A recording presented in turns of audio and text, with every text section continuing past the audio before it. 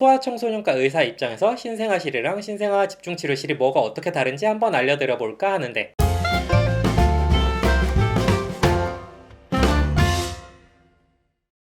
배꼽손! 안녕하세요, 말랑닥터 김영진입니다. 좋아요 꾹, 구독 꾹 눌러주시면 더 좋은 영상으로 보답할게요. 산부인과와 소아청소년과가 같이 있는 큰 병원을 가면 신생아실이 있어요. 그리고 조금 더 큰 병원들은 신생아 집중치료실도 있죠. 아이가 있으신 부모님들이라면 신생아실은 한 번쯤 겪어보셨을 수도 있지만 신생아 집중치료실은 인연이 없으신 분들이 훨씬 많으실 거예요. 그래서 소아청소년과 의사 입장에서 신생아실이랑 신생아 집중치료실이 뭐가 어떻게 다른지 한번 알려드려 볼까 하는데,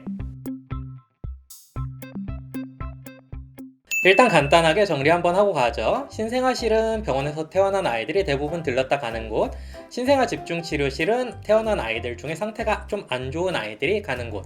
이 정도로 알고 계신 분들은 제법 있으실 것 같아요. 의학 드라마에서는 맨날 신생아 집중치료실이나 소아 집중치료실만 나오고, 신생아실은 최근에 종영한 산후조리원이라는 드라마에서 처음 나왔던 것 같긴 합니다. 물론 병원에 있는 신생아실과 산후조리원에 있는 신생아실이 둘 다 이름은 신생아실이지만 약간 성격은 다르죠. 병원에 있는 신생아실은 의사쌤이나 간호사쌤들이 아픈 아이들을 봐주는 경우가 많고요. 그리고 조리원에 있는 신생아실은 의료진이 있기도 하지만 산후조리사분들이 많이 계시기도 하죠. 아이에 대한 기본적인 케어나 지식은 양쪽 다 가지고 있으시지만 모두 근무해본 소아청소년과 의사로서의 경험으로는 지식의 방향이 약간 다른 느낌? 애당초 생긴 목적도 다르긴 하니까요. 산후조리원은 아이와 산모를 모두 케어해야 되니까 좀 더 편안하고 안정적인 느낌이 있고, 병원에 있는 신생아실은 아이가 건강한 게 최우선이기 때문에 조금 더 전문적이지만 약간의 거리감이 느껴지는 그런 느낌은 좀 있죠. 그리고 조리원에 있는 신생아실은 보통 큰 유리창이 이렇게 있어서 안에서 뭐 하는지, 우리 아이가 어디 있는지 뭐 하는지 웬만하면 보이잖아요. 근데 병원 안에 있는 신생아실 같은 경우는 아이가 어떤 상태인지 못 보는 경우도 많고, 볼 수 있어도 그 안에서 무슨 처치를 하고 있거나 그러면은 커튼으로 가려져서 못 보는 경우들도 있고요. 어쨌거나 그래도 병원이니까. 저는 병원에 있는 신생아실이 아무래도 좀 더 익숙하고 편하긴 한데, 뭐 어디가 더 낫다는 건 아니고 둘이 성격이 다르다는 거까지 말씀드리고, 신생아 집중치료실은 요새 비의료인 분들도 그냥 니큐라고 많이들 하시더라고요. 저는 병원에 있을 때 맨날 NICU라고 그냥 말을 했어가지고 니큐라는 얘기 들으니까 좀 어색하긴 했었어요. 아무튼 신생아 집중치료실이라고 하면 상태가 안 좋은 아이들이 가는 건 맞죠.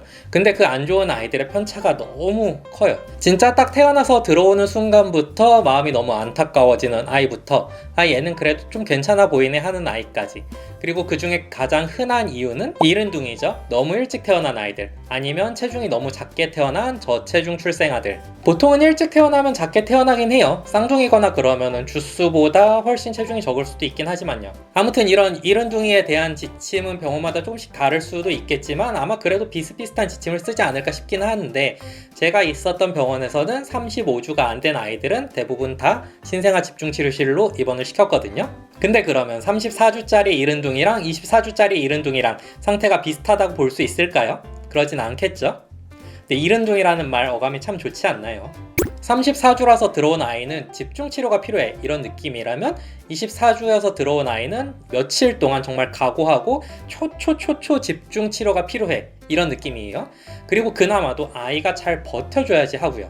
그래서 사실 소아청소년과 의사들 입장에서는 가장 힘들고 가장 어렵지만 그만큼 가장 보람 있는 장소이기도 해요. 진짜 한 요만한? 한 요정도 되는 아이들이 들어와서, 와 진짜 얘는, 이런 아이들이 정말 나중에 잘 커가지고 태어나는 모습 보면은 진짜 기분 좋아요. 물론 반대의 경우도 있어서 스트레스도 심해요. 영아 사망률 원인 1위가 이른둥이, 저체중 출생이니까 다른 장소에 비해서 압도적으로 많은 아이들을 손에서 떠나보내기도 하죠. 아무튼 하려던 말은 신생아 집중치료실에 입원을 하는 아이들이 어떤 문제가 있어서, 혹은 어떤 문제가 언제 생겨도 이상하지 않아서 입원을 하는 게 맞긴 맞지만 그 문제가 발생할 확률이 다르다는 거죠. 그 외에 숨 쉬는 거, 심장 뛰는 거 등등 뭔가 큰 문제가 있는 1개월 미만 아이들도 신생아 집중치료실에 입원을 하게 되죠. 영화나 드라마 같은 데서는 보통 아이가 인공호흡기나 이런 거 달고 있고 뭐 주렁주렁 달고 있고 이런 모습들만 보여주니까 신생아 집중치료실이 엄청 무서운 곳으로, 위험한 곳으로 딱 이미지가 잡혀 있긴 한데, 물론 그게 틀렸다라고 말할 수는 없지만 애들마다 다르다는 거. 그리고 그 중에 더 어리거나 안 좋은 아이들은 인큐베이터 안에 들어가죠. 그게 이제 감염 때문이라고만 생각하시는 분들이 많으실 텐데 감염 문제도 있지만 아이들 체온 관리를 위해서기도 해요. 그래서 그 안에 처치나 뭐 아이들 진찰을 위해서 손 이렇게 넣어보면 그 안에는 되게 따뜻하답니다. 이렇게 지내다가 주소도 웬만큼 찾고 체중도 잘 늘고 있고 특별한 문제가 없으면 일반 신생아실로 옮겨져서 조금 더 있다가 집에 갈 수 있죠.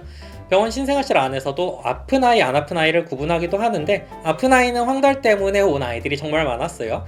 조리원에 달려있는 신생아실은 어떤 치료나 처치를 할 수 있을 만한 공간은 아니니까 아픈 아이가 있으면 안 되고 뭐 그렇죠. 너무 생각나는 대로 떠들었나 봐요. 마지막으로 한마디만 더 드리고 끝낼까 해요.